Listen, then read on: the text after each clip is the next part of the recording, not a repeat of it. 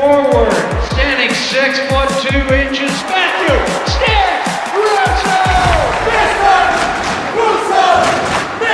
How long have they been doing that? That's 3 or 4 games. Weird, right? Yeah, I can see you hate it.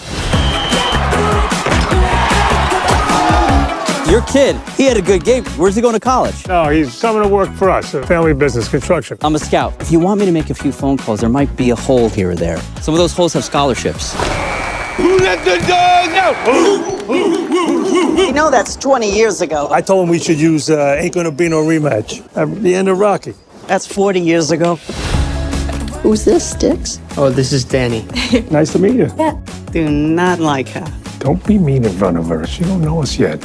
Come to dinner Sunday, 12 o'clock. Dinner at 12. I love it. I'll be there. Danielle's from Forest Hills. We worked on a house over there. Guy at Maserati. Yeah, but it was yellow. No thanks. Any more meatballs? Oh, I'm making some more. Oh, no, please. Too late. No. No, You did it. You did it. No, really, I haven't. Everybody's getting more meatballs. Yes, The neighbors are getting me. He gets on that team. Everything changes for him. You need to turn down the rah-rah. What? I'm excited. Just let it be his choice. She broke up with me. I'm so surprised. Your mom's hysterical because she doesn't like seeing you like this, getting hurt. He'll be okay. I just gotta get his mind off it, Get him back on the court. Hey, Danny, he's not gonna make that team if he's sad like this. Maybe you could go back out with him. Like the pine trees lining the winding road. Leo, what did you do? You humiliated him. I'm trying to save him from a lifetime of humiliation. I've got a name. I've got a name. He's so stupid sometimes. Moving me down the highway. I always try to do what I think is best for you. You know, you're lucky, Sticks. Have family that cares that much. Moving ahead so life won't pass me by. We call him Sticks because of the long legs. Came out of the chute that way. Just kept growing. Still growing. Really? Came out of my chute? Boom, there you go. That was a trailer for Somewhere in Queens. Probably streaming on digital now. It was playing in the theaters. It actually came out in 2022, running the festival circuit. But then in about April of last year, 2023, it finally hit theaters, had limited runs, and then it got back out because of award season, and deservedly so. It's got a great little tale. There's some great acting in it.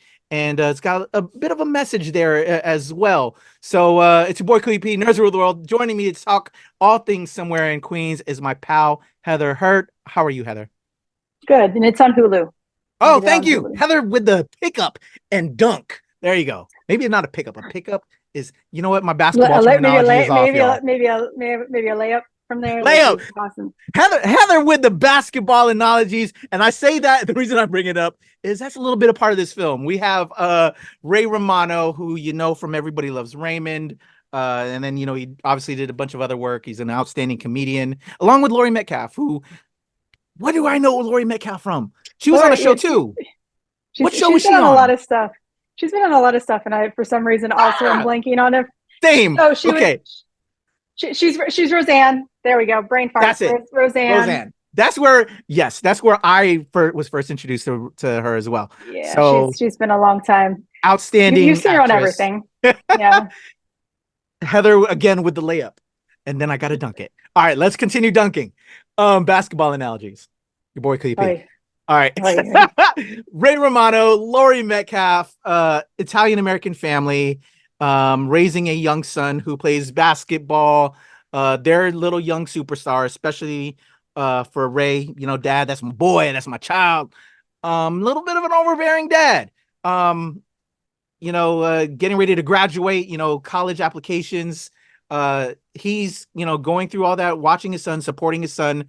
But also at the same time, he's part of a proud Italian family with a lot of Italianness of being involved with everything your child is doing and what are you doing with yourself. His family owns a business and he's kind of like the black sheep of the family. And, they only talk to him because their son is a successful basketball guy. But, what is happening with all that?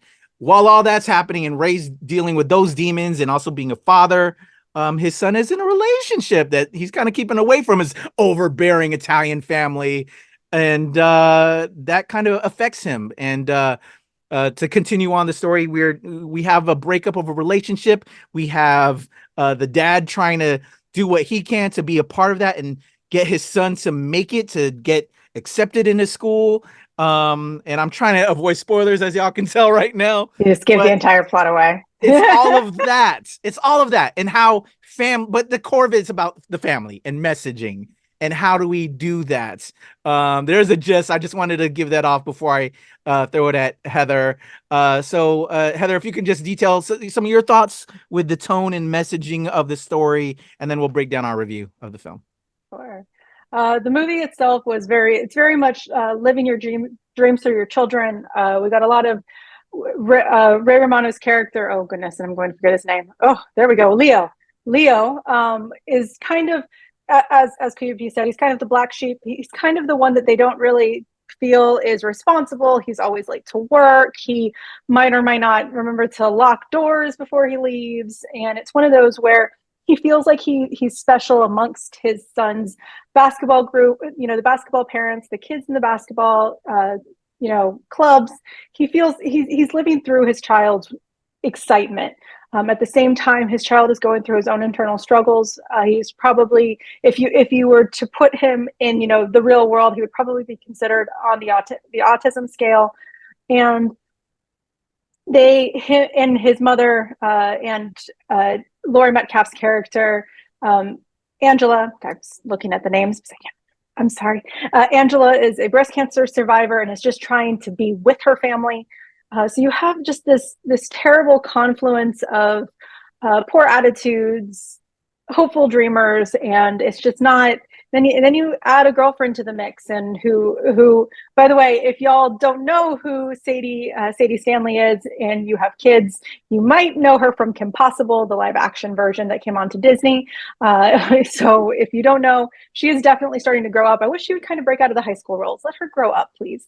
But you have these characters trying to grow, trying to develop, but then they get locked in themselves in what they do, and it becomes a very selfish cycle. And it spirals out of control. And it doesn't help that you have a group of people that surround them that also have very selfish mentalities. And it's a blockage. It blocks, and it's fun to see a growth pattern in film. I'll say that. Yeah. I think I got that out. It's wild. It's a very personal film. It's kind of maybe a hard film in ways. And I would say that because it could be triggering. I know there's certain elements of that I see from my experiences in life and family, things that I know that I'm trying to do with raising a child right now. But I think it's films like this that are important to see and watch, because we can see how people either do right by a certain action or do wrong by a certain action. And or if we have problems communicating with how we're feeling and how we're going through. If I was in the kid's shoes and I saw a film like this and was experiencing that with my dad, I'm like, Dad, watch this. You see what that kid is going through? That is how I'm feeling with how you interact with me, so we can point to things and maybe then start a discussion, and they can realize things. And that's what's beautiful about the medium of arts. And we can kind of have that reflection and express ourselves through it. And if we have a hard time speaking it, hopefully people, when they see that, can become aware and cognizant. So I give it his props. Again, I thought it was well done, hard in certain aspects, funny in aspects as well. It's Ray Romano, Laurie Metcalf. But and overall, I would say it's a good film, an enjoyable film. And I can understand why it's getting acknowledgement after such a pattern. 2022, it came out festival circuit. They decided to then give it a theatrical release and then a second theatrical release, and it's getting noms and promoted for this award season of 2024. So shout out to them. Shout out to the cast. I'll be looking at some of these actors down the road. The young cat that played Styx, the young gentleman, the Kim Possible actress that I didn't recognize that, Heather. But I thought it was fun, and not fun, but enjoyable. How about you? It's always fun to see how people how artists depict family. This is definitely a fun way to look at family, especially those of you who are not Italian American, who are not from New York, who are not from the Queens, not the Queens, not from. Can you tell I'm not from New York? tell me that you can tell. All right, from Queens, there are certain personalities that you can only see through art, and that's what we see here.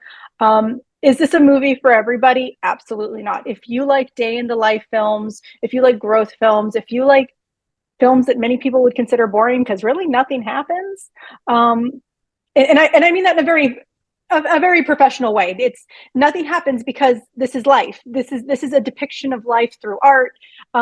This movie might not be for you, but if you like seeing a family, if you like watching films with growth and development, from a very personal perspective with broken people, this is a good film. It's a really good film.